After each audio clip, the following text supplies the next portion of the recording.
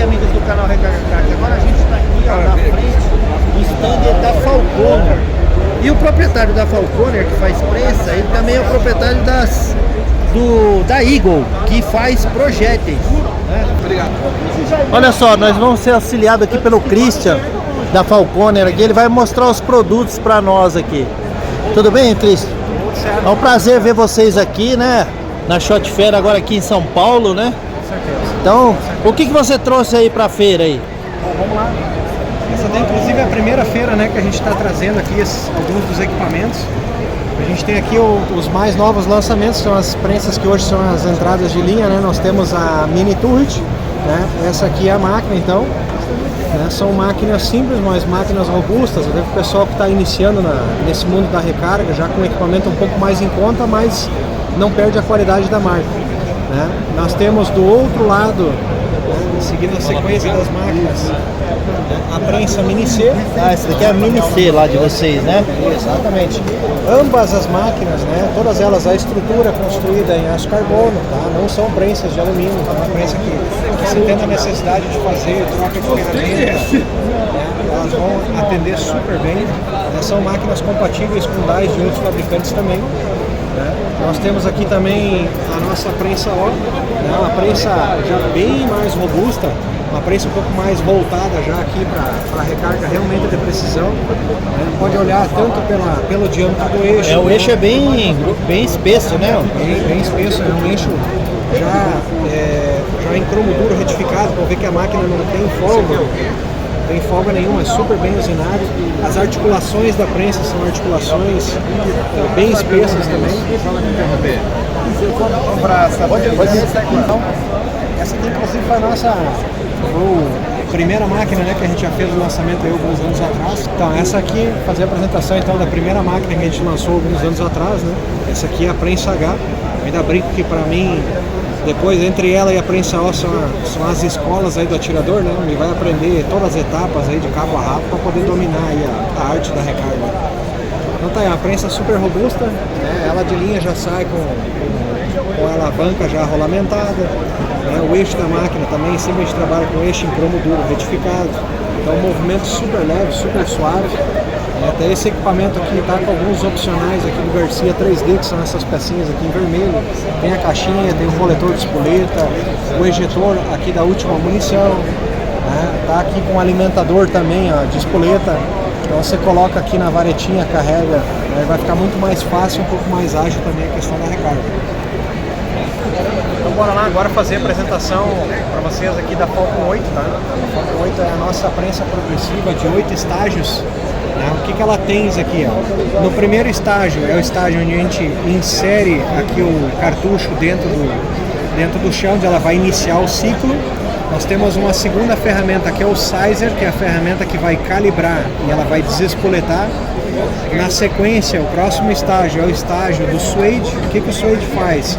Por exemplo, essa máquina está montada em 9mm, 9mm que nós temos muito no Brasil, estojo NTA, né, onde ele tem um crimpzinho, aquele fiozinho que fica no bolso da espoleta. Então o que essa ferramenta faz? Quando ela aciona, todo movimento é feito sempre no fim de ciclo. Esse pininho ele sobe e ele conforma, removendo aquele fiozinho do crimp, para que na próxima estação, tá, que é a estação do espoletador, né, ele possa inserir a espoleta sem estar virando a espoleta no próprio estágio. Né. Aproveitando, falando do estágio do espoletamento, nós temos aqui também uma pré-abertura de boca. Então o que a gente inicia? A abertura de boca ela é feita em duas partes aqui nesse equipamento. Ela pode iniciar, até esse aqui é um opcional da máquina, mas a maioria das máquinas já saíram com ele. Ela inicia aqui nessa estação para quê? Porque aquele cartucho mais antigo que você tem guardado, né, o latão tem um processo de envelhecimento.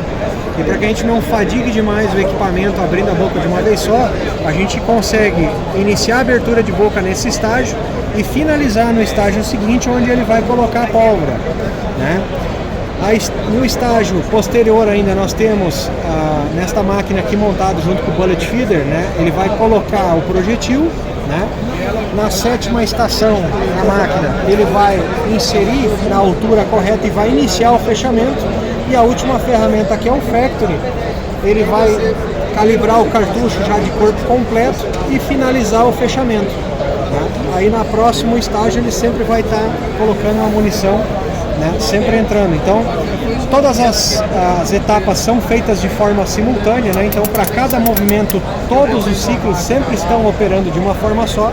Então assim a gente tem uma prensa progressiva que ela vai fazer, né, uma munição em mais estágios, né, vai fazer com que a operação de recarga não fique parando por um motivo ou outro. Então assim a gente torna o processo muito mais produtivo, né, e consegue um melhor aproveitamento.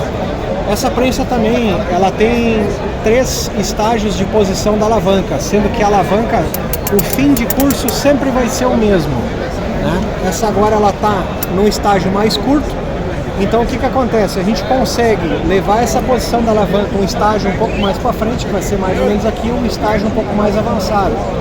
Essa prensa ela já foi produzida já pensando justamente em atender, por exemplo, nesta posição atende os calibres 9, o 9, o 380, o 40 e o 45. Na etapa posterior ela vai atender até o 357 e na última vai atender os calibres aí de fuzil, como 556 e 308. Todos esses calibres a gente também, inclusive, possui kits de conversão. Diferente de outras prensas progressivas, tá, que trabalham com mais estágios, tá, de outros fabricantes, né, a gente já fez justamente um projeto já pensando na conversão do calibre. Então nessa máquina o que acontece? Todas as regulagens do equipamento eles se encontram na torre, inclusive o espoletamento que é feito, né, aqui por meio desse parafusinho aqui em cima. Então quando eu faço uma conversão mecânica no equipamento e eu tiro a torre, né, vou ter que fazer a troca do shell e mais 2 pecinhas, a gente fez uma conversão completa. Então você não vai precisar regular mais nada, nem o próprio espoletador, né, a altura do espoletador. Então assim, ela se torna uma máquina bem mais simples, né, uma máquina que já foi pensada já na questão de poder trabalhar com outro calibre. Até aqui do lado eu tenho aqui um kit de conversor completo aqui, ó, só para vocês terem uma noção. Então quando a torre sai, ela sai com todas as regulagens, inclusive a regulagem de espoletamento que ela está aqui, né? Esse aqui é o shell da máquina. Outra coisa muito interessante que essa máquina tem, tá? É que a gente trouxe aqui de novidade também. O espoletamento ele trabalha engrenado junto com o shell, então ele trabalha como se fosse um relógio suíço. Então nessa máquina vocês jamais vão ter aquele problema, minha máquina parou na posição e o espoletador parou na posição errada. Saiu fora de sincronismo. Exatamente, então eu vou mostrar para vocês aqui na máquina, para ficar um pouco mais nítido. Você pode... Olha aqui o espoletador, ó. O que a gente tem aqui, ó? Tem um disco aqui que faz a alimentação. Então olha lá, eu vou fazer o meu espoletamento. Quando a gente trocar de posição, ó, o shell sempre engrena um sincronismo perfeito entre a engrenagem do espoletamento, né, junto com o shell plate aqui do equipamento. Tá? A gente pode habilitar e desabilitar com o spring plug lateral aqui, ó. Então aqui eu desabilitei o meu espoletador e aqui eu habilitei o espoletamento também. Então durante, né, os ciclos, as fases de recarga, o início da recarga, você pode ou não habilitar. Um dos opcionais desse equipamento também tem aqui, ó, que é o espoletador plus. Tá? Para quem faz bastante recarga, tem essa necessidade de trabalhar, de colocar o insumo de uma forma mais rápida dentro do equipamento. Aqui a gente consegue carregar até 600 espoletas de uma vez só. Né? Outro detalhe também que a gente trouxe aqui, ó, se vocês for notar, esse disco aqui, ó, ele já não é um disco muito pequeno, ele tem 4 posições. A gente manteve bem afastado aqui as posições da espoleta, justamente porque às vezes acontece que no momento do espoletamento pode ser que percuta a espoleta, né? E justamente para a gente não ter uma percussão em série, nós temos todo ele afastado aqui, ó, uma distância super grande aqui, né? Justamente para evitar uma ignição em série aqui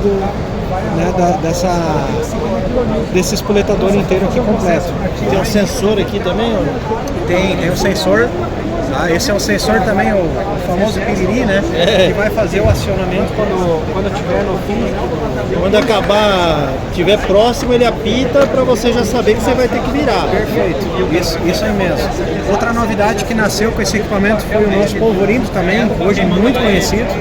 Tá? Foi o primeiro polvorímetro rolamentado que apareceu no mercado, tá? Que a gente trouxe essa novidade. Tá? Então, um polvorímetro super macio, super tranquilo de trabalhar. Ele aciona pelo próprio cartucho. Então, se não tiver cartucho na estação, ele não vai jogar pólvora fora. né? Ele é um polvorímetro que ele consegue trabalhar com pólvoras de granulometria diferente. Então, por exemplo, a Fox TP, que muitas vezes o pessoal tem um pouquinho de dificuldade em trabalhar, não vai ter dificuldade em trabalhar aqui no nosso polvorímetro, porque ele atende esse tipo de necessidade.